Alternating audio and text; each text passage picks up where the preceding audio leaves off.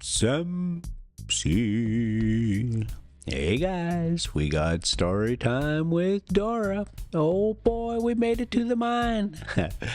Journey to the Center of the Earth, Chapter 14. Well, we almost on Chapter 14. I'm calling it. And we just gonna end up just keep cruising on this little US 191 south and head on through the little towns of Morenci and Clifton. But we got to do this mine thing first. And it's big. I'll tell you what. There's lots of good information out there about it. We're going to read a story. All right. So where we left this thing off, the professor was losing it because it was cloudy. And it was cloudy. And it was cloudy. And he could not see the shadow of Scartaris. So here we go. The next day, the sky was still overcast. But on Sunday, the last day but one of the month, with a sudden change of wind and a new moon, there came a change of weather. The sun poured its beaming rays to the very bottom of the crater. Each hillock, each rock, every stone, every asperity of the soil had its share of the luminous effluent. Oh boy, oh boy, oh boy. I thought I could just breeze right into it and it would happen. It did not. Oh boy, oh boy, oh boy. Effulgence, there, just like that. And its shadow fell heavily on the soil. Among others, to his insane delight, the shadow of Scartaris was marked and clear, and moving slowly with the radiant star of day. My uncle moved with it, in a state of mental ecstasy. At 12 o'clock exactly, when the sun had attained its highest altitude for the day, the shadow fell upon the edge of the central pit. "Here it is!" gasped the professor in an agony of joy. "Here it is! We have found it! Forward, my friends, into the interior of the earth." I looked curiously at Hans to see what reply he would make to this terrific announcement. "Forward." That ain't an accurate pronunciation, and I'm not even going to try, said the guide, tranquilly. "Forward it is," answered my uncle, who was now in the seventh heaven of delight. When we were quite ready, our watches indicated 13 minutes past 1. Ha ha! Down you go, Harry. Let's take a look at this little drive here, because it's a nice little drive. I should have been paying more attention to it, but sometimes when I ramble too much there, you know. Okay, yeah, you know, and there's some, like I say, there's some really good information out there. All the details of it, how big it is, how much rock they move, who owns it, and every other bit of detail about it there. You know, that's I say you do that, you go. In fact, if you're traveling down here, I know for a fact there's going to be a little museum type of thing that you can roll into, and you take pictures of the whole thing. Like they'll have a little relief model of the whole thing. It's absolutely spectacular. You should definitely do it if you're going this way. And you know, I'm not sure if we went through the tunnel yet or not, but you'll see that's why they don't want you going down here with an RV. I think the road, the height clearance is 12.7 or something, 12.5, something like that. And that's what you'll see. All the trucks around here, they're the either flat tops or mid tops. And the big sleeper trucks won't fit in here. Heads up, guys. No signs say, don't go. All right. So now that was the end of chapter 13. I kind of What in the world did I just do? I touched something. Good grief. I wonder if this thing is still... Are you still operational, my friend? And it is. Okay, well, we'll see if we leave that one in, because we just pulled out a whole bunch of Tom Sawyer out of that last one there. And if you don't know what I mean there's a bit in there where, you know, and now I can't remember again. I'm going to say Tom Sawyer. Somebody can correct me. Goes up into the attic and swears and swears and swears, because otherwise he gets in trouble with somebody hearing him swearing. So he saves it up and he goes up there and takes care of his swearing. So let me just walk into the other room and we're back. Okay, I'm just playing with you now. All right, and see, now I've lost my glasses. I'm telling you, this whole affair here is something. You know, you think maybe I should do more. Man, you don't even know how much I'm doing now. Okay, let's take a look at this thing. Yeah, it's just rock, you know, move a rock and pour some acid through it and grab the copper and throw the rock back and that kind of thing. Mining, you know. Where do you think copper comes from? The teeth of the copper god. Chapter 14, the real journey commences. Our real journey had now commenced. Oh boy, hitherto, got it, first time. Hitherto, our courage and determination had overcome all difficulties. We were fatigued at times, and that was all. Now, unknown and fearful dangers we were about to encounter. I had not as yet ventured to take a glimpse down the horrible abyss into which, in a few minutes more, I was about to plunge. That fatal moment had, however, at last arrived. I had still the option of refusing or accepting a share in this foolish and audacious enterprise. But I was ashamed to show more fear than the eider duck hunter.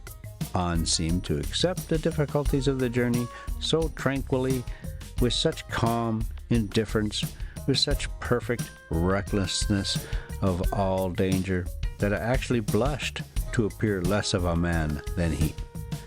Had I been alone with my uncle, I should certainly have sat down and argued the point fully. But in the presence of the guide, I held my tongue. I have one moment to the thought of my charming cousin, and then I advanced to the mouth of the central shaft. It measured about 100 feet in diameter, which made about 300 in circumference. I leaned over a rock which stood on its edge and looked down. My hair stood on end. My teeth chattered. My limbs trembled. I seemed utterly to lose my sense of gravity, while my head was in a sort of a whirl, like that of a drunken man. There is nothing more powerful than this attraction towards an abyss. I was about to fall headlong into the gaping well. Oh, here's one of the tunnels. Oh, I missed a height on that one. Looks pretty tall. Oh, I know what it is. It's the old one at the end there with it just blasted through the rock kind of thing. Okay. Oh boy, oh boy, oh boy. Are you ready? Okay. Where in the world? Nothing is more powerful than this attraction towards an abyss. I was about to fall headlong into the gripping well when I was drawn back by a firm and powerful hand.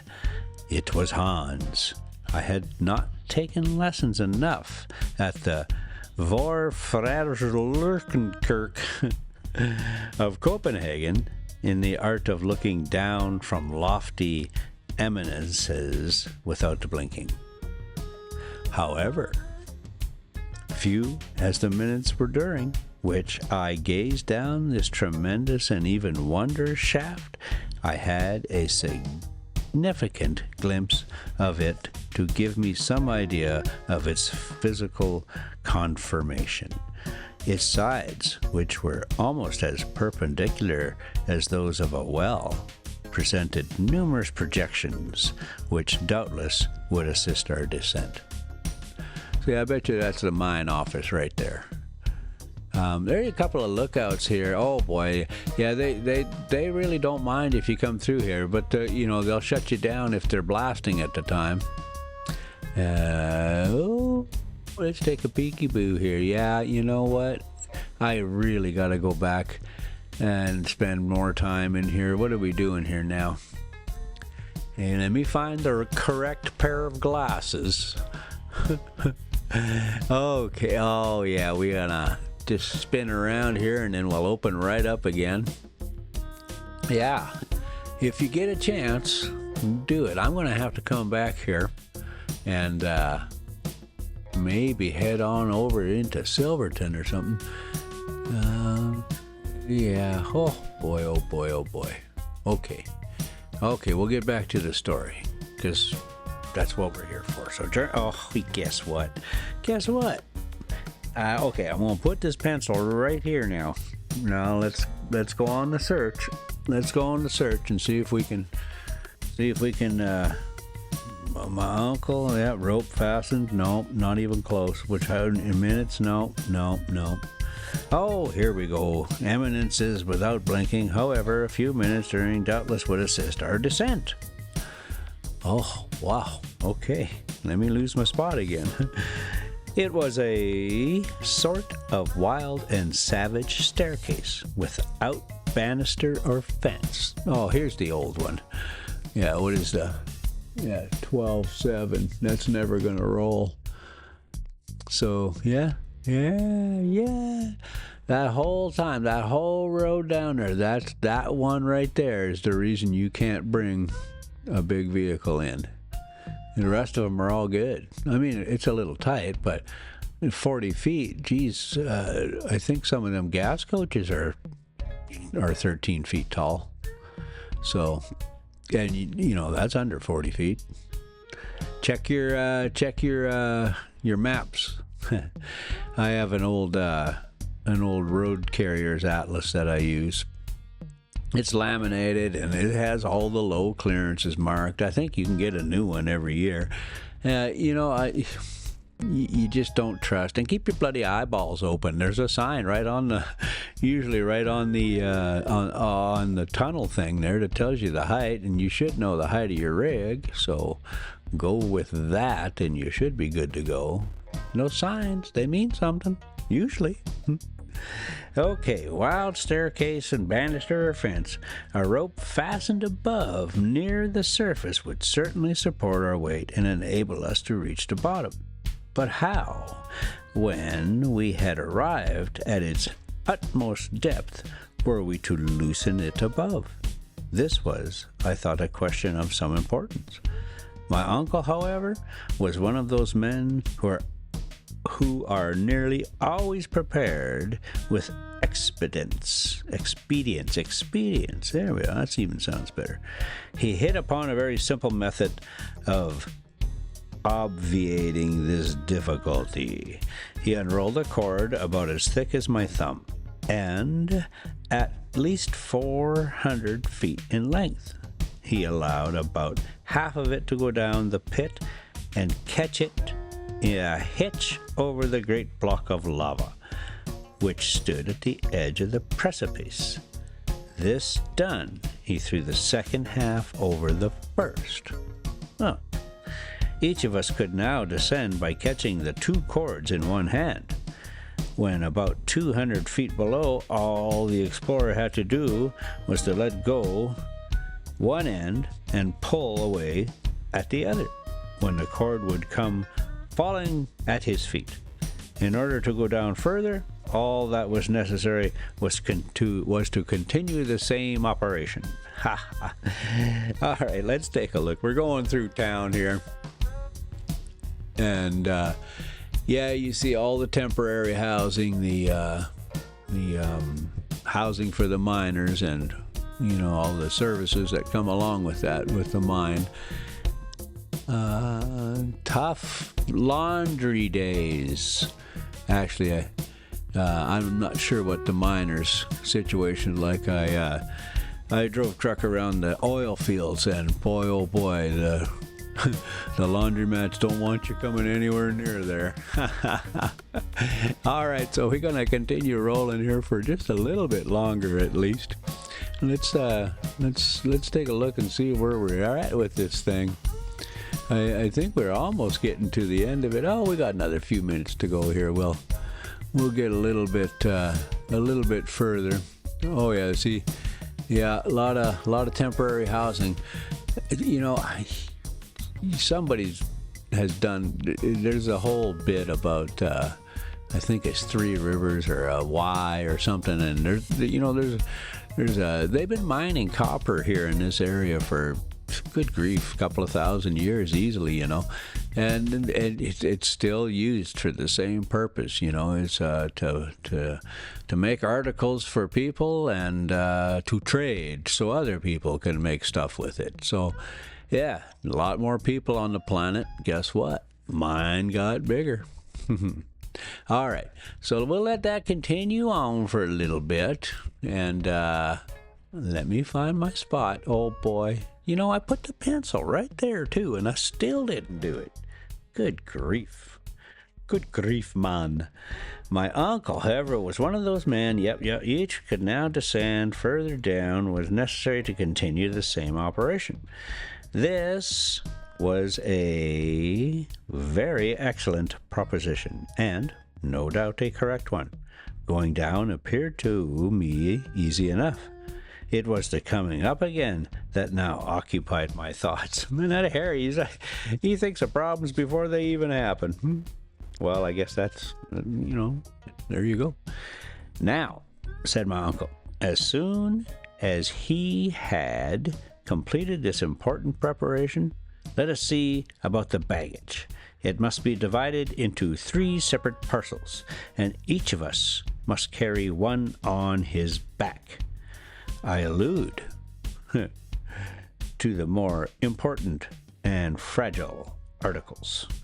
My worthy and ingenious uncle did not appear to consider that we came under that denomination.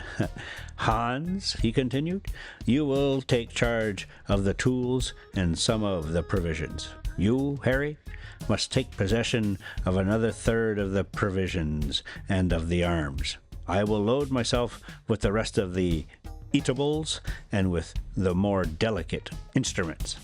But, I exclaimed, our clothes, this massive cord and ladders, who will undertake to carry them down? They will go down of themselves. And how so? I asked. You shall see.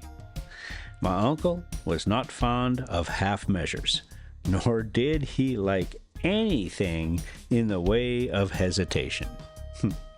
Giving his orders to Hans, he had the whole of the non-fragile articles made up into one bundle, and the packet, firmly and solidly fastened, was simply pitched over the edge of the gulf. I heard the moaning of the sudden displaced air and the noise of falling stones. My uncle, leaning over the abyss, followed the descent of his luggage with a perfectly self-satisfied air, and did not rise until he had completely disappeared from sight. Now then, he cried, it is our turn.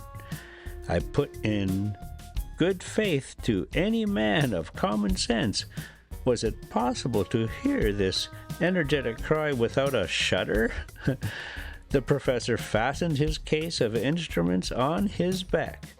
Hans took charge of the tools, and I of the arms. Hang on a second. Let me mark this with my pencil. I gotta look at this. I gotta look at this little drive here, because I'm starting to have some deja vu. I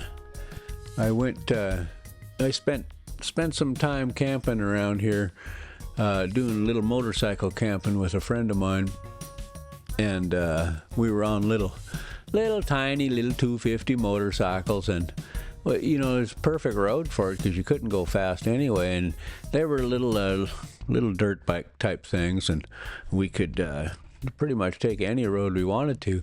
And when we get out of Clifton here, there's a backcountry scenic byway that we rolled on, and I really, the whole place that we went through in the springtime there, and oof, boy, I don't know if I've ever seen so many flowers. And it turns out it's a protected area for that kind of thing.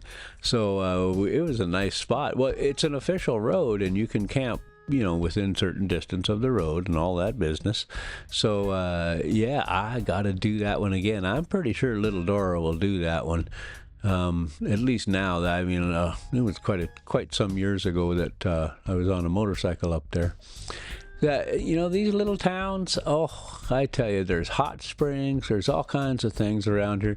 You're never going to find, you know, a proper restaurant or a hotel or anything, because they service the mining people, and you know, miners are busy guys, busy peoples, and they you know, the Holiday Inn kind of thing, not so much.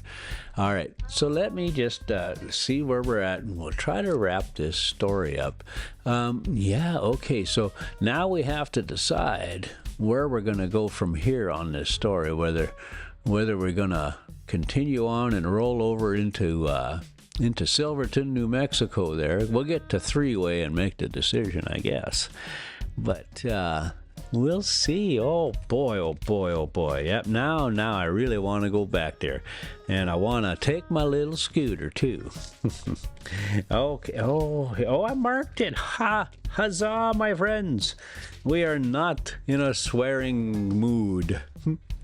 The professor fastened his case of tools, Hans took charge of the tools, and I of the arms. The descent then commenced in the following order. Hans went first, my uncle followed, and I was last. Our progress was made in profound silence, a silence only troubled by the fall of pieces of rock, which, breaking from the jagged sides, fell with a roar into the depths below. I allowed myself to slide, so to speak, holding frantically on the double cord with one hand, and with the other keeping myself off the rocks by the assistance of my iron-shod pole. One idea was all the time impressed upon my brain. I feared that the upper support would fail me. The cord appeared to me far too fragile to bear the weight of 3 such persons, as we were with our luggage.